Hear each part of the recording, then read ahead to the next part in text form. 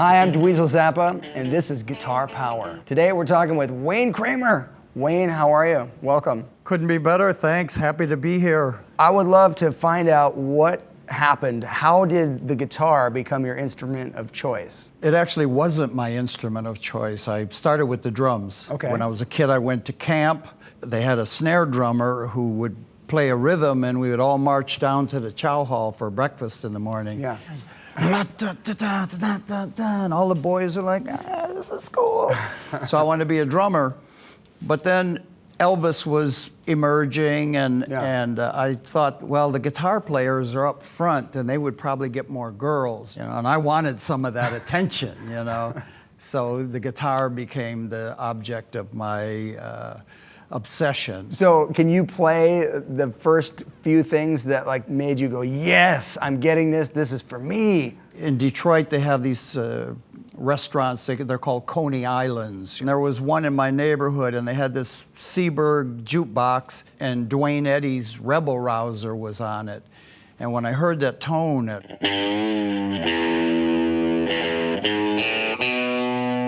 it just went, blah, blah, blah, blah. And I was attracted to the sound of the electric guitar, not the acoustic guitar. Was that one of the first songs that you set out to learn? There was another Dwayne Eddy song called Ramrod.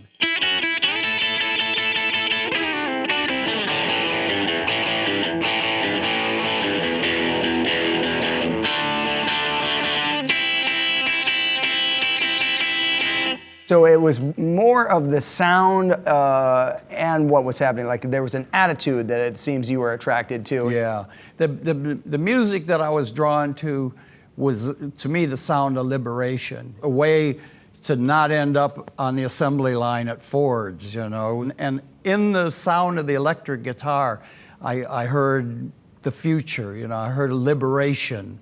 I heard a way for me to reinvent myself. At a certain point, you became an innovator in the sound of music. You had this energy and attitude in your playing that was different. And some people say, "Oh, it's the precursor to punk rock," but I don't feel like. Do you feel that? No, I never really got it because, I understand what punk means, and Beethoven was a punk, and Cecil Taylor is a punk, and Train was a punk in that sense of, rejecting the art forms from the generation before you and finding your own sound. I get that, what the MC5 was doing compared to, the Sex Pistols or the Ramones or the LA punk bands. I never really got the connection because it seemed to me what most of those bands were doing, we had already done better. How did you get that voice? How did you get from Dwayne Eddy to super fuzz tone, aggro, let me stick it to the man kind of, what happened? The Ventures were a big part of my baptism, and some of the other guitar players of the day, Lonnie Mack and Freddie King. Albert Collins was a huge influence on me. Just the tone and this biting attack that he had, just the way he would place things rhythmically was stronger than a lot of other guitar players I heard. But the funny thing is, all the people that you mention as your biggest influences are not visible in the sound of the MC5's first record.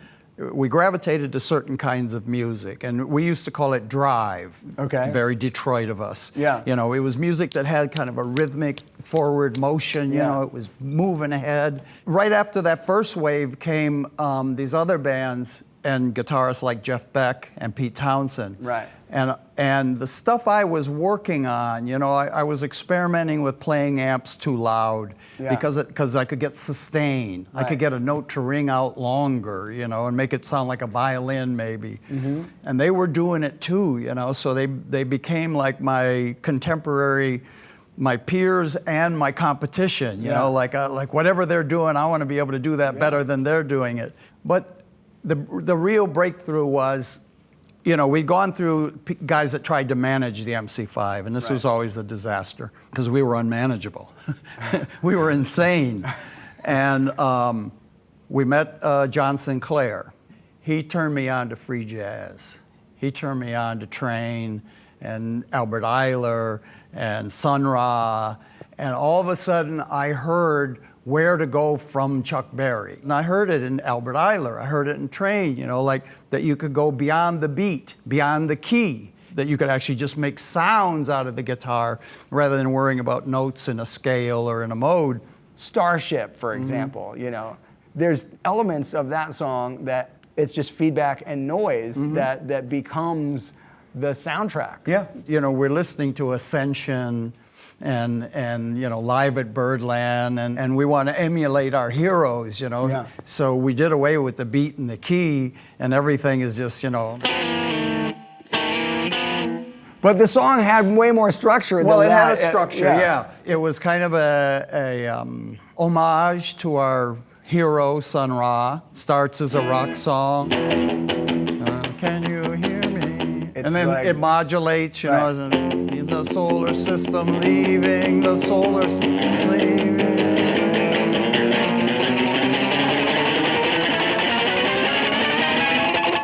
Kind of the audio track to a rocket launch, and then we leave gravity and we're in space. At that time, what kind of equipment were you using to get that tone on that record? It started with the little amps that we had in the beginning, you know, little Epiphones, and you know, if you just cranked them all the way, you didn't have any choice. You have to crank it all the way to be heard. Right. As amps got more powerful. I mean, Fender Dual Showman was the most powerful amp of its day then. Yeah.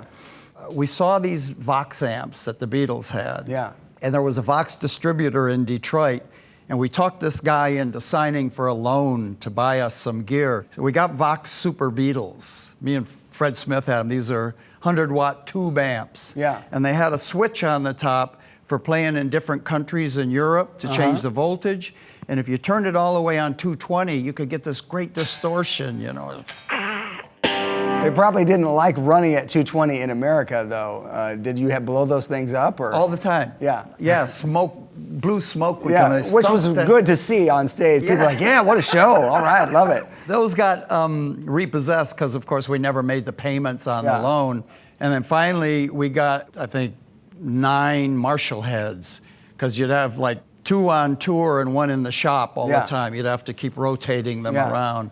And they were ungodly loud. I mean, there were nights when I knew it was too loud. So that's punishing volume. Yeah. What kind of pickups were in the guitar? Well, like this guitar is a reproduction of the Stratocaster I used back in the day. And I put this humbucker in there so I would have just a little more power than Fred Smith for my solos. Yeah. Just something to get my solos out just a little bit in front. Yeah. Because we would hot rod the guitars. We'd put Gibson pickups in them because they were known to be the louder pickups. That sound of those guitars on there is just over the top. Fuzz, crunch. Was there an epiphany moment where you played something and you said, yes, this is who I am as a guitar player? Like you found your voice? I'm constantly trying to find my voice. That's great. You know, after the MC5 broke up, I lost my way and really embraced a criminal perspective on existence, and ended up serving a federal prison term. And while I was in prison, I happened to be there at a time where a jazz trumpeter was in the same facility as me. His name was Red Rodney. And Red replaced Miles Davis as the trumpet player in the Charlie Parker Quintet. This guy was almost everything I ever wanted to be. I mean, he was a dope fiend jazz musician. And he had no use for the free jazz movement because he was a hardcore bebopper. I mean, Red played at a level of accomplishment that trumpet players don't play at. I mean, when he first got to the prison, I went up to him and I said, hey, you're Red Rodney, I'm Wayne Kramer. Yeah, I lead the band here in the prison, and you know, maybe we could play together. And he said, yeah, we'll see.